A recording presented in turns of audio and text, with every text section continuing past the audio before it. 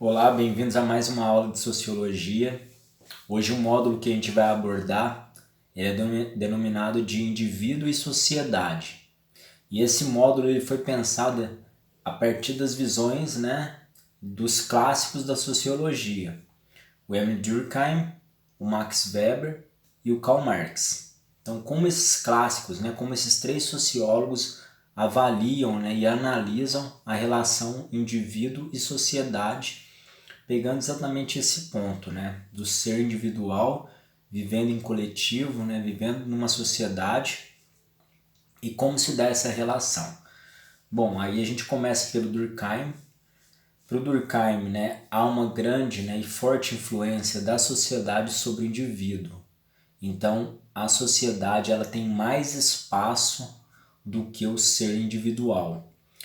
Porque a sociedade ela tem formas de monitorar, formas de pressionar o indivíduo, E aí ele usa muito bem, a palavra, o conceito criado por ele de fato social, Como que seria esse fato social? A sociedade ela tem, através das instituições sociais, como por exemplo a escola, igreja ou a própria família, formas de moldar, ou seja, de induzir as ações individuais.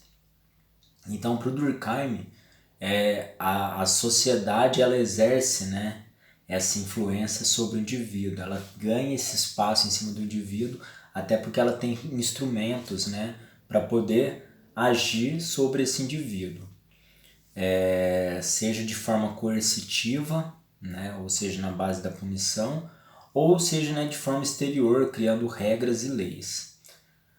Para o Weber é o contrário, o indivíduo ele ganha mais espaço dentro de uma sociedade, porque o indivíduo ele é capaz de fazer ações sociais.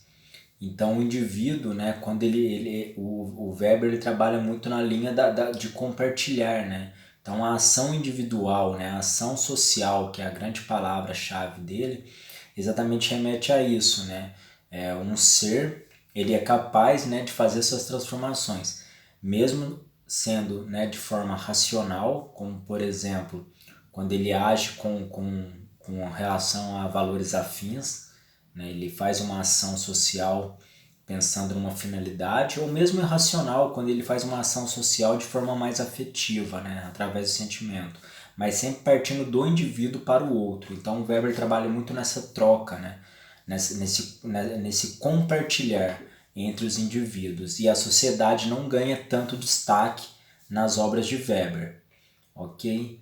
E por fim, o Karl Marx, que fala que essa relação, indivíduo e sociedade, ela é marcada por conflitos, da qual ele denomina classes sociais, as lutas de classe.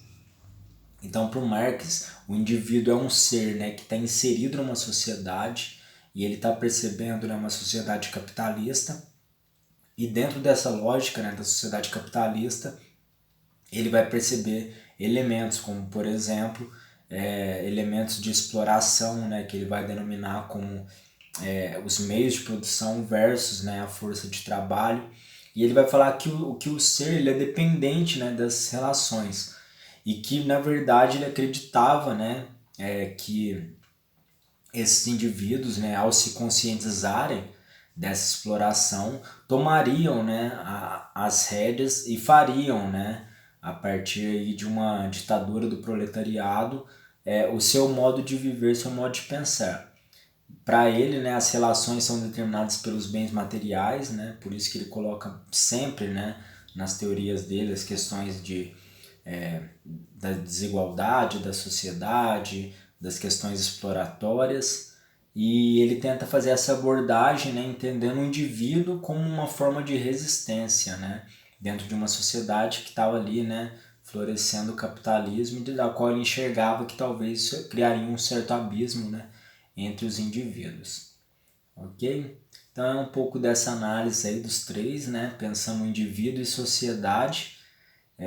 São formas de pensar diferentes, mas todas contribuíram muito, para o pensamento atual, sociológico, e cada um com seu jeito, com seu parecer, parece que no todo, né, se transforma nessa contribuição aí que a gente pode sempre, né, mesmo nos momentos atuais, utilizar ou mesmo refletir sobre essas definições, ok? Espero ter contribuído, até a próxima aula.